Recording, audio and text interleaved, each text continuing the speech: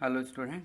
तो इस लेक्चर से पहले हम लोगों ने पढ़ा हुआ है सेट, और सेट के अंदर हम लोगों ने पढ़ा था कार्टेशियन प्रोडक्ट।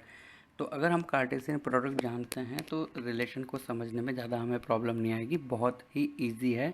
तो रिलेशन क्या होता है? Let A and B two non empty set. A और बी नॉन एम्प्टी सेट है। Then every subset of A cross B defined a relation from A to B. तो देखो यहाँ पे क्या लिखा हुआ है, सबसेट। तो रिलेशन क्या है? एक सबसेट। किसका? ए क्रॉस बी का। तो ये सबसेट है, इसका मतलब रिलेशन खुद एक सेट है। ओके। और उस रिलेशन जो सेट है, उस सेट के अंदर एलिमेंट किस तरीके से हैं? And every relation from A to B is subset of A cross B. Okay. तो हम लोग यहाँ पे ए क्रॉस बी देखते हैं, उससे रिलेशन किस तरीके से बना सकते हैं वो भी देख लेते हैं। तो एक एग्जांपल हम लोग यहाँ पे लेके देखते हैं। जैसे कि मान लो मैं तुम्हें बोलता हूँ A is equal to 1 2 3। Okay. And B एक सेट है, उसके अंदर एलिमेंट है 4 5। तो अगर कोई तुम्हें बोले ए क्रॉस बी लिखो तो तुम आसानी से लिख सकते हो, जैसा कि मैंने लास्ट क्लास के मैं तुम्हें समझाया था। क्या होता है A cross B? Every possible ordered pair from A to B. तो ये हो जाएगा 1 4, ये एक ऑर्डर पेयर है। नेक्स्ट ऑर्डर पेयर क्या हो जाएगा? 1 5। इस तरीके से 6 ऑर्डर पेयर हम लोग लिख सकते हैं, 2 4 and 2 5। And next element is 3 4 and 3 5। Okay. तो यहाँ पे काउंट अगर हम लोग करते हैं तो 1 2 3 4 5 6, हम लोगों को टोटल 6 एलिमेंट मिल रहे हैं ए क्रॉस बी के अंदर। अब जो रिलेशन है, रिलेशन, तो रिलेशन को अगर मैं बोलता हूँ कि आर नाम है उसका, क्योंकि ये एक सेट है और हम लोग उसको सेट को कैपिटल लेटर से रिप्रेजेंट कर सकते हैं। तो आर जो होता है वो किसका होता है? सबसेट ए क्रॉस बी का। अगर आर ए से बी डिफाइंड है तो if R is defined from set A to set B. अब देखो यहाँ पे ए क्रॉस बी जो है वो हम लोगों के पास एक सेट है, उसके मैं काफ़ी सारे सबसेट लिख सकता हूँ यहाँ पे। ठीक है। तो वो सब रिलेशन होंगे। जैसे कि सपोज करो मैं एक R1 रिलेशन लिख रहा हूँ, तो मैं सिर्फ लिख सकता हूँ 1 4। तो ये एक सबसेट लिखा है हम लोगों ने, सिंगल एलिमेंट वाला। इस तरीके से मैं क्या और लिख सकता हूँ, R2 भी मैं लिख सकता हूँ। उसके अंदर मैं ले लूँगा 1 4 और 1 5, दो एलिमेंट मैंने ले लिए। इसी तरीके से हम और भी एग्जांपल यहाँ पे क्रिएट कर सकते हैं। जैसे मैंने R3 के अंदर एलिमेंट ले लिए 1 4 1 5 एंड 2 4। और एलिमेंट अगर हम लोग लेना चाहते हैं तो 3 4 ले लेता हूँ मैं। तो ये जो मैं लिखते जा रहा हूँ यहाँ पे R1 R2 R3, ये सब रिलेशन है। क्यों? क्योंकि ये ए क्रॉस बी के क्या हैं? सबसेट।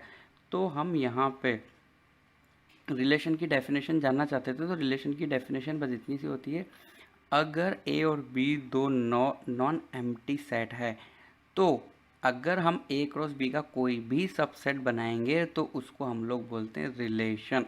ठीक है। अब देखो नॉर्मली सपोज करो मैंने कोई आर रिलेशन लिखा, उसके अंदर एलिमेंट है, ऊपर से हम लोग ले लेते हैं एलिमेंट कुछ भी 1 4, इसी तरीके से 2 4 एंड एक एलिमेंट ले लेते हैं 2 5। ओके। तो यहाँ पे ऑर्डर्ड पेयर हम लोगों के पास कितने हैं? आर के अंदर कितने एलिमेंट हैं? 3 एलिमेंट है। तो हम इसको इस तरीके से रिप्रेजेंट करते हैं, 1 इज रिलेटेड टू 4। इसी तरीके से हम क्या बोलेंगे, 2 is related to 4 and 2 is also related to 5। इसको रिप्रेजेंट करने का एक और तरीका है, 1 इज रिलेटेड टू 4 एंड यहाँ पे हम लोग इसको किस तरीके से रिप्रेजेंट कर सकते हैं, 2 इज रिलेटेड टू 4। और जो लास्ट एलिमेंट है इसको 2 हम लिख सकते हैं, 2 इज रिलेटेड टू 5, है ना। ये तो हो गया नॉर्मल रिलेशन का तरीका। और क्योंकि ये सबसेट है तो हम ऐसा भी लिख सकते हैं, 1 4 belongs to R, 2 4 belongs to R. इसी तरीके से हम क्या लिख सकते हैं, 2 5 बिलोंग्स टू आर, क्योंकि ये आर के ही एलिमेंट है। अच्छा, और भी अगर हम लोग एग्जांपल समझना चाहते हैं रिलेशन के तो हम वो समझ सकते हैं रोस्टर और रोस्टर फॉर्म में भी हम देख सकते हैं और सेट बिल्डर फॉर्म में भी हम लोग देख सकते हैं। जैसे कि एग्जांपल, ए के अंदर एलिमेंट है 1, 4, 5, 6 और बी के अंदर एलिमेंट जो है वो इस तरीके से हैं कुछ 2, 3, 7, 9। क्लियर। तो अगर ऐसे एलिमेंट दिए हैं, अब आर में एक रिलेशन बनाना चाहता हूँ मैं ए से बी, तो उसको इस तरीके से लिखते हैं हम लोग, R is relation is defined from set A to set B. अब देखो हम लोग जो इसकी डेफिनेशन लिखना चाहते हैं, आर इस तरीके से डिफाइंड है ए कॉमा बी, ओके, या हम एक्स कॉमा वाई भी लिख सकते हैं उसको, where A belongs to A and B belongs to B. And A और बी किस तरीके से डिफाइंड है हम लोग वो भी देख सकते हैं, तो हम डिफाइन कर देते हैं A is greater than B, where A from A and B जो है वो कहाँ से आएगा, बी सेट से आएगा। तो अगर हम रिलेशन डिफाइन कर चुके हैं ए बी से बड़ा है, अब ये तो हो गया हमारा सेट बिल्डर फॉर्म। अब हम इसको रोस्टर फॉर्म में लिखना चाहते हैं, हम लोग ऑर्डर्ड पेयर बनाना चाहते हैं, तो हमें ए से एक एलिमेंट, जैसे मान लो मैंने 1 उठाया, तो क्या 1 किसी और से बड़ा है यहाँ पे, नहीं, तो अब हम 4 को ले लेते हैं। तो 4 क्योंकि 2 से भी बड़ा है और 4 किससे भी बड़ा है, 3 से भी, तो हम लोग ए ग्रेटर देन बी को फॉलो करते हुए हम लोग एलिमेंट लिख रहे हैं। और हम लोग क्या लिख सकते हैं, 6, 2, क्योंकि 6 इज़ ग्रेटर देन 2। इसी तरीके से हम क्या लिख सकते हैं, 6 एंड 3। तो ये हम लोगों का एक रिलेशन हो गया, और ये रिलेशन ऑब्वियसली ए क्रॉस बी का जो है वो क्या है, सबसेट, क्योंकि ए क्रॉस बी के अंदर टोटल कितने एलिमेंट आएंगे, ए के अंदर एलिमेंट है 4, बी के अंदर भी 4 एलिमेंट है, तो ए क्रॉस बी के अंदर 16 एलिमेंट आएंगे, उसका ही ये एक सबसेट है। ओके, अब हम लोग इसका एरो डायग्राम भी देख सकते हैं। क्या देख सकते हैं, एरो डायग्राम, एरो डायग्राम, या फिर इसको हम लोग मैपिंग भी बोलते हैं। ये हम फंक्शन में बहुत ज़्यादा यूज़ करेंगे वर्ड मैपिंग। तो मैपिंग किस तरीके से है और क्या हम लोग दिखाना चाहते हैं मैपिंग से, तो देखो सबसे पहले मैं 2 सेट बना देता हूँ यहाँ पे, एक सेट ए और इसी तरीके से सेट क्या बना देते हैं हम लोग, बी बना देते हैं। तो ये हम लोगों को सर्कल बनाना था, सेट बी। क्लियर। तो सेट ए के जो अंदर एलिमेंट है वो हम लोगों ने क्या क्या कंसीडर किया था, सेट ए के अंदर एलिमेंट वो हम लोग देख लेते हैं, 1, 4, 5, 6। इसी तरीके से हम लोगों ने जो बी के अंदर एलिमेंट है वो क्या थे, 2, 3, 7, 9, 2, 3, 7, 9। अब हमारा जो आर है वो आर किस तरीके से डिफाइंड है, R is equal to A comma B, जो ए जो है ग्रेटर देन क्या होना चाहिए, बी। इस तरीके से A belongs to A and B belongs to B. तो जो हम लोगों ने ऊपर जो एलिमेंट्स लिखे हुए हैं उसको हम लोग इस तरीके से क्या है, उसको एरो डायग्राम की हेल्प से रिप्रेजेंट करते हैं। तो 4, 2, तो 4 2 से रिलेटेड है। इसी तरीके से 4 किससे भी रिलेटेड है, 4 3 से भी रिलेटेड है। और हम लोग किस तरीके से यहाँ पे बता सकते हैं कि 5 किससे रिलेटेड है, 5 को भी हम लोगों को बताना होगा। तो क्या 5 किसी से रिलेटेड था, यस, हम लोगों को लिखना चाहिए था यहाँ 5 इज ग्रेटर देन 2 एंड 3 ना। तो यहाँ पे और क्या एलिमेंट आएंगे, 5 और 2 भी यहाँ पे लिखना चाहिए, वो मिस हो गया था हमसे। और 5, 3 भी हम लोगों को यहाँ पे लिख देना चाहिए। बस 1 का ही किसी के साथ रिलेशन नहीं है, 4, 5, 6 का यहाँ पे रिलेशन है। तो 5 का किससे रिलेशन है, 2 से, क्योंकि 5 2 से भी बड़ा है और 3 से भी। इसी तरीके से 6 जो है सेम, वो भी किससे, 2 से और 3 से बड़े हैं। तो ये हम लोगों की मैपिंग हो गई है। यहाँ पे ये रिलेशन का रिप्रेजेंटेशन है। ये एक तो हो गया तुम लोगों का ये कौन सा फॉर्म, सेट बिल्डर फॉर्म, ये रोस्टर फॉर्म, और ये क्या हो गया, मैपिंग। तो इस तरीके से हम लोग रिलेशन को डिफाइन कर सकते हैं। चलो अब हम लोग बात करते हैं टोटल नंबर ऑफ रिलेशन की। ओके, सपोज करो एक आर एक रिलेशन है जो 2 नॉन एम्प्टी सेट ए से बी में डिफाइंड है। If number of element in A है n and number of element in B available है हमारे पास m। तो देखो रिलेशन की डेफिनेशन क्या है, हम लोग क्या जानते हैं डेफिनेशन रिलेशन की, R is subset of A cross B। तो ओके, तो अगर हम A के अंदर एलिमेंट जानते हैं और B के अंदर एलिमेंट जानते हैं तो obviously number of element in A cross B कितना रहेगा, n इंटू m। ओके, अब देखो A क्रॉस B के जो सबसेट होते हैं क्या होते हैं, सबसेट, वही क्या होते हैं, रिलेशन होता है। तो जितने हम लोग सबसेट बना सकते हैं उतने ही हम लोग रिलेशन बना सकते हैं। तो हम यहाँ पे लिख सकते हैं एक बहुत ही इम्पोर्टेंट बात, क्या लिख सकते हैं हम लोग, number of all subset of A cross B is equal to total number of possible relation from A to B। तो देखो यहाँ पे NM एलिमेंट है किसके अंदर, A क्रॉस B के अंदर। तो किसी भी सेट के अंदर अगर NM रिलेशन एलिमेंट्स हैं तो उसके टोटल सबसेट कितने बन सकते हैं, 2m तो हम लोग टोटल नंबर ऑफ रिलेशन बना सकते हैं 2mn। तो इस बात को वापस से हम लोग समझते हैं हम लोग। तो देखो हम लोगों ने यहाँ पे क्या डिस्कशन किया, नंबर ऑफ रिलेशन। अगर A सेट के अंदर n और B सेट के अंदर m एलिमेंट है तो A क्रॉस B के अंदर ऑब्वियसली दोनों का मल्टीप्लिकेशन n इंटू m होगा। ओके, अब हम लोग ये जानना चाहते हैं कि टोटल कितने रिलेशन होंगे। तो रिलेशन की डेफिनेशन क्या है, A क्रॉस B का हर सबसेट कहलाएगा रिलेशन। तो A क्रॉस B के अंदर कितने जो हैं सबसेट होंगे, तो सबसेट का फॉर्मूला हम लोगों ने पढ़ा है। अगर किसी सेट के अंदर n एलिमेंट है तो 2n उसके सबसेट होते हैं। यहाँ पर A क्रॉस B एक सेट है, उसके अंदर नंबर ऑफ एलिमेंट कितने हैं, nm, तो उसके सबसेट कितने बनेंगे, 2mn। तो जितने सबसेट बनेंगे उतने ही टोटल नंबर ऑफ क्या बन जाएंगे, रिलेशन बन जाएंगे। ओके, अब हम लोग बात करते हैं domain and range of relation की। तो देखो डोमेन क्या होती है, डोमेन से पहले हम लोग फंक्शन रिलेशन को एक बार डिफाइन कर लेते हैं। सपोज करते हैं हम लोग let A and B two non empty sets. अब एक R रिलेशन डिफाइंड है A से B, A से B R एक रिलेशन डिफाइंड है।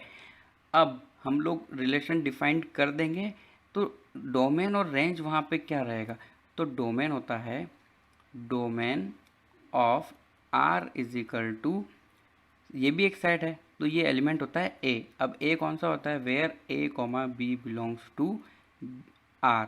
तो R के अंदर जो ऑर्डर्ड पेयर लिखा है, ऑर्डर्ड पेयर का फर्स्ट वाले एलिमेंट को सभी को कलेक्ट कर लेंगे हम तो हमें डोमेन मिल जाएगा।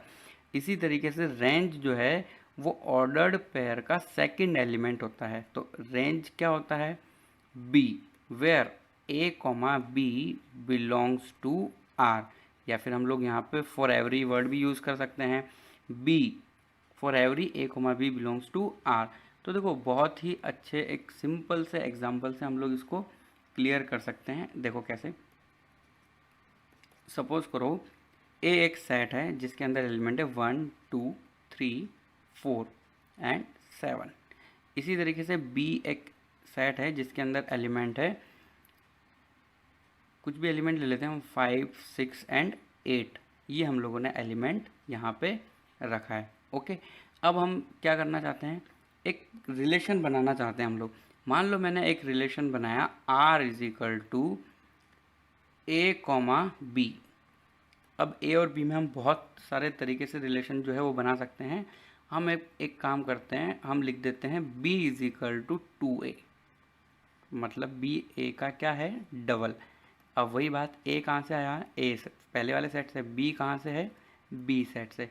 तो अगर हम लोग इसको ऑर्डर्ड पेयर की फॉर्म में लिखेंगे तो R इज इक्वल टू हम लोगों को कुछ इस तरीके से मिलेगा, क्या, B इज इक्वल टू 2 है तो यहाँ का वो एलिमेंट जो पहले वाले से क्या है, डबल। तो हम लोग उसको ऐसे लिख सकते हैं, 3 एंड 6 यूज़ कर सकते हैं हम लोग, 3 एंड 6 यहाँ पे हम यूज़ कर सकते हैं। और एक और आ जाएगा हमारा 4,8। ओके, तो ये जो है A, देखो A इज इक्वल टू अगर तुम 3 लेते हो और B इज इक्वल टू 6 लेते हो तो क्या B is equal to 2A वाली इक्वेशन सेटिस्फाई हो रही है, बिल्कुल हो रही है, इसलिए हम लोगों ने 3,6 लिया है।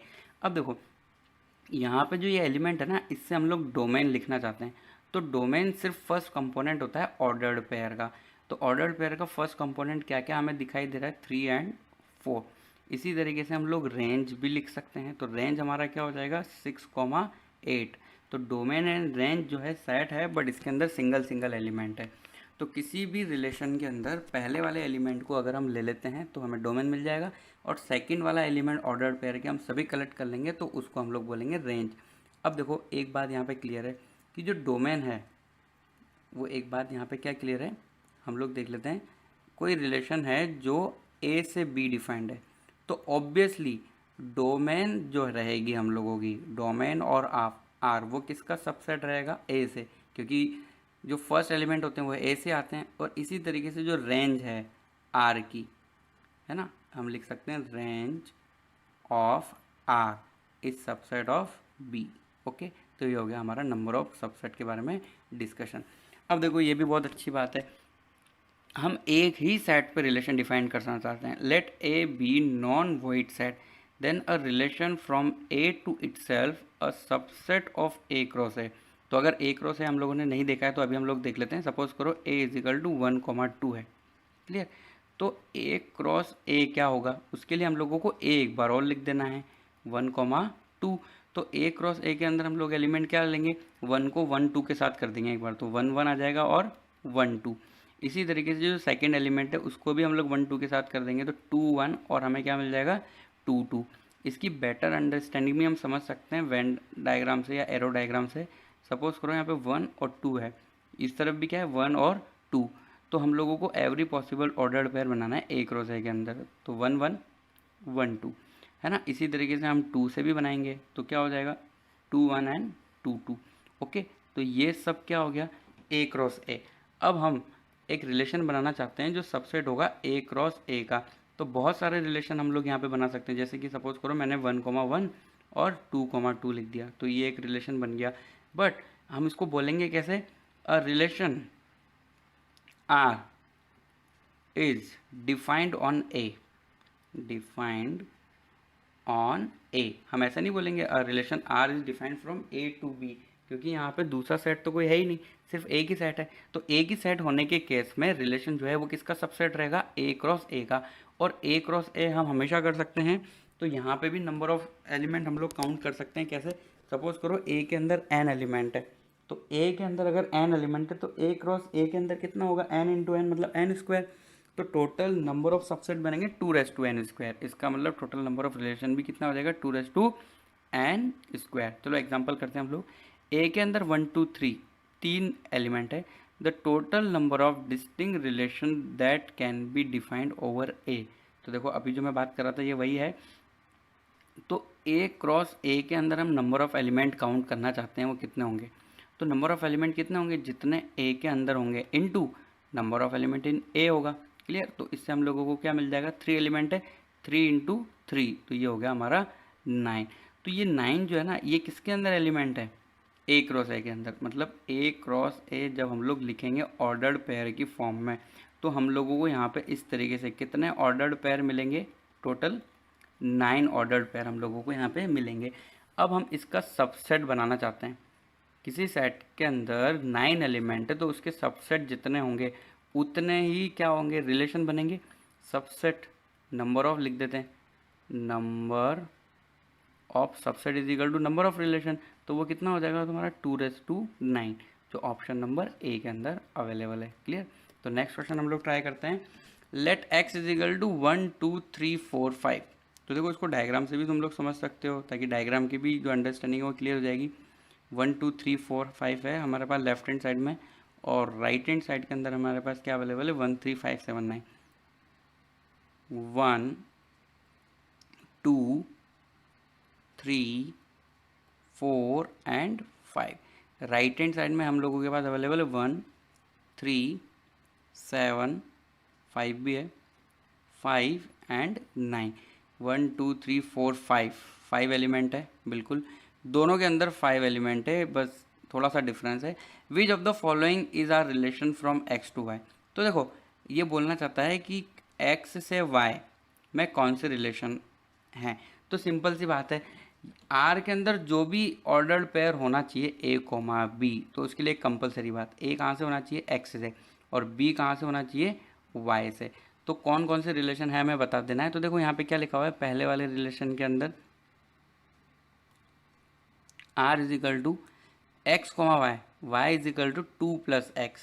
तो यहाँ पे एक्स हम लोगों को एक्स से लेना है और वाई जो है वाई से लेना है, तो ये बिल्कुल रिलेशन है 2 प्लस एक्स करके वाई तक पहुँच जाए। तो देखें 1 के अंदर 2 ऐड करो तो क्या हो जाएगा 3। तो R1 अगर तुम लिखना चाहते हो ना तो लिख सकते हो R1। R1 के अंदर क्या क्या एलिमेंट आ जाएंगे, तो सपोज करो तुमने x की जो वैल्यू है वो 1 ली, तो y इज इक्वल टू तुम्हें कितने मिलेगा 1 प्लस 2 इज इक्वल टू 3। तो 1,3 तुम लोग लिख सकते हो। इसी तरीके से 2,4 लिख सकते हैं, पर 4 है नहीं उधर राइट हैंड साइड में। 1 किससे रिलेटेड हो गया 3 से। ओके, अब हम लोग देख सकते हैं 3 भी रिलेटेड हो सकता है 5 से। तो नेक्स्ट क्या आ जाएगा 3,5। और नेक्स्ट हम लोग लिख सकते हैं 4 प्लस 2 इजिकल टू 6। 6 अवेलेबल नहीं है वाई के अंदर। 5 प्लस 7, तो 5 एंड 7 भी हम लोग लिख सकते हैं, है ना। तो ये बिल्कुल सेट है, बिल्कुल फर्स्ट वाला सेट है, मतलब रिलेशन है। और सेकंड वाले के अंदर हम लोगों को बस इतना चेक करना है कि फर्स्ट एलिमेंट सबसे एक्स से आ रहा है क्या। तो देखो यहाँ पे क्या है 1 2 3 4 5, 1 2 3 4 5, यस ये भी जो है रिलेशन है, बिल्कुल है। R3 के अंदर हम लोग चेक करेंगे। अच्छा एक और बात, जो सेकंड एलिमेंट है वो y से होना चाहिए, वो भी देख लो। तो 1 और क्या हो गया यहाँ पे 3 5, तो क्या यहाँ पे 1 3 5 है, यस हम लोग बोल सकते हैं ये भी रिलेशन है। अच्छा चलो R3 के अंदर देख लेते हैं। पहले एलिमेंट डोमेन वाले एलिमेंट देखो क्या है 1 3 5, 1 3 5 अवेलेबल है, यस। इसी तरीके से राइट हैंड साइड मतलब रेंज जहाँ से आता है वो चेक कर लो 1 3 5 7, 1 3 5 7, यस। तो सी भी हम लोगों का बिल्कुल करेक्ट आंसर है, वो एक रिलेशन पॉसिबल यहाँ पर हो सकता है। अब हम लोग बात कर लेते हैं ऑप्शन नंबर डी की। तो डी के अंदर पहले एलिमेंट सब काउंट कर लेते हैं, देख लेते हैं क्या है 1 2 7, 1 2 7। अरे यहाँ तो 7 है ही नहीं, है ना। तो R4 के अंदर एक प्रॉब्लम है हम लोगों को, किसके अंदर R4 के अंदर। तो R4 के अंदर क्या एक एक्स्ट्रा आ गया 7,9 जो है वो R4 के अंदर है, बट ये 9 तो है पर ये 7 नहीं है ना। तो 7 क्या नहीं है, डज नॉट बिलोंग्स टू पहला वाला सेट जिसका नाम है X। तो हम लोग बोलेंगे कि ये जो रिलेशन है ये रिलेशन नहीं है, X से Y डिफाइंड हम इसको नहीं कर सकते हैं। क्लियर। तो ये हम लोगों का रिलेशन का इंट्रोडक्शन था। अब देखो तुम में से बहुत से बच्चे ऐसा हैं जो कहीं टेक्स्ट बुक में रिलेशन और रिलेशन के टाइप्स देख सकते हो।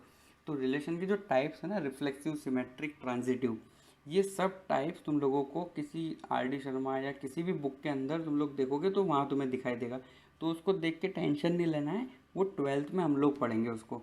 अभी बस हमें इतना सा अंडरस्टैंडिंग होना चाहिए कि रिलेशन की डेफिनेशन क्या होती है, ताकि हम लोग फंक्शन की डेफिनेशन आसानी से समझ जाए, है ना। तो सब बातें लिंक है। जैसा हम लोगों ने सेट पढ़ा, सबसेट पढ़ा, सेट सबसेट पढ़ने के बाद ही हम लोग रिलेशन समझ पाएँ, उसी तरीके से आप लोग फंक्शन को समझने के लिए रिलेशन पढ़ना हम लोगों का डेफिनेशन ज़रूरी था, इसलिए हम लोगों ने रिलेशन पढ़ा है। रिलेशन के जो टाइप्स हैं वो 12th क्लास के अंदर आएगा। अब हम लोग नेक्स्ट लेक्चर से फंक्शन की डेफिनेशन स्टार्ट कर सकते हैं।